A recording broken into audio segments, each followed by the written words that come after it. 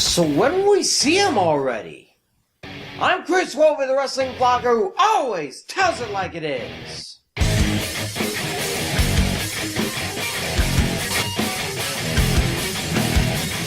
Ever since TLC and when the McMahons retook over the WWE in front of the cameras, Raw and SmackDown have wasted about 3 or 4 minutes of each show telling us about the latest crop of NXT superstars who are on their way to the main rosters.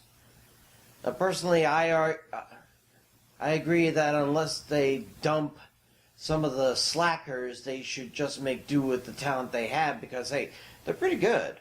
But no, we have to drag in 6 more people from the minors because a minority of people want more new blood in the overstuffed rosters.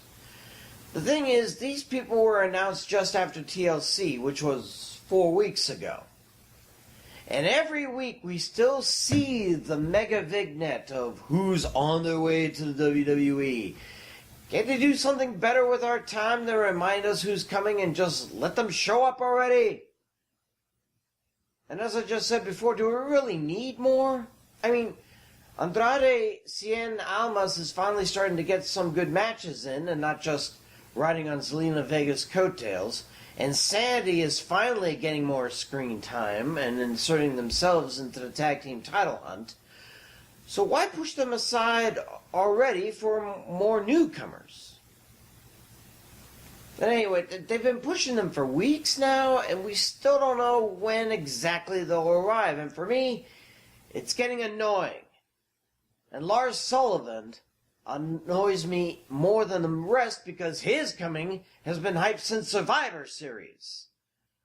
Last Lars was seen was on the NXT just after War Games 2, squashing some schmuck.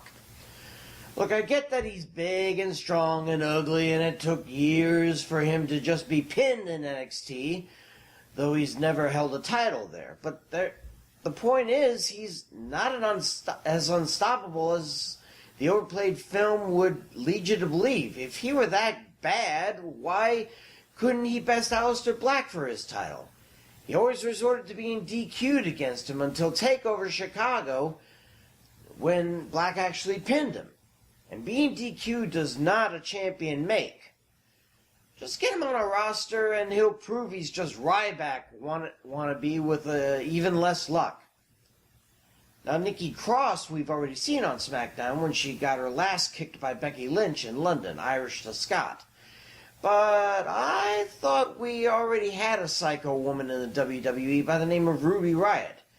Sure, she shares the lunacy with the rest of the Wyatt squad, but do we really need someone who looks like Riott, talks like Merida from Brave, and seems to be channeling Luther from the Warriors? Come out and play!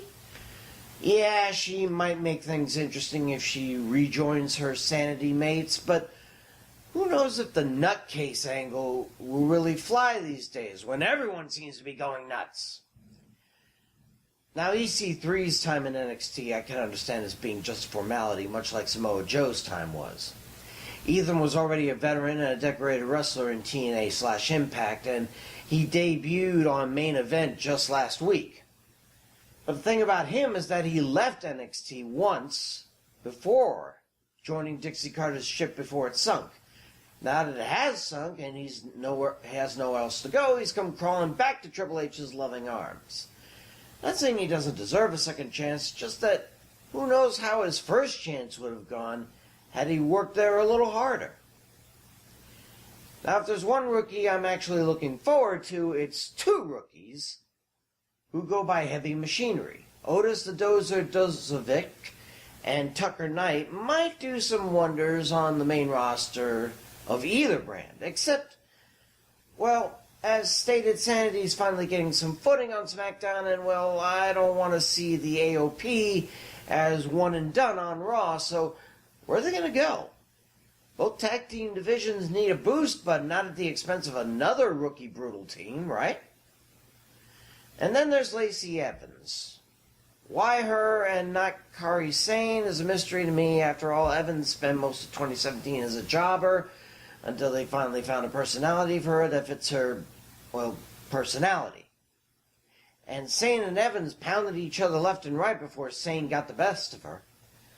Oh, no doubt she has skills. Anyone who can survive Marines training has got to be tough, and she does deserve a shot given the home life she's endured, but is she really this ready for the bright lights of the main roster? Guess time will tell. Look, it's not up to me to determine if these 6 should or shouldn't be on Raw or SmackDown. If it was, I wouldn't be making ridiculous videos. But given that some of the talent brought in after WrestleMania are just starting to hit their stride, do we really need to shake things up on the main rosters? Can't they work with what they have right now? They have great younger talent, and the veterans can push them. Not to mention some talent that debuted over the last few years that should be champs but aren't. I know that NXT is in several ways superior to the so-called major leagues of sports entertainment, but NXT is kind of like Impact, save for the occasional house shows elsewhere and the takeovers. They stay at Full Sail University and just do their thing. The WWE main rosters, with all their foibles, travels all around the country and often abroad to entertain the masses. And just because someone is awesome and popular in NXT, it does not translate to success in the WWE. Just ask Adam Rose or Simon Gotch, and, well, hell, just ask No Way Jose what his move to Raw has done for him so far. It seems almost like the WWE brass has turned into many Americans. They see something new and cool, they chew it up for a while, and then they spit it out and move on to the next new and cool thing.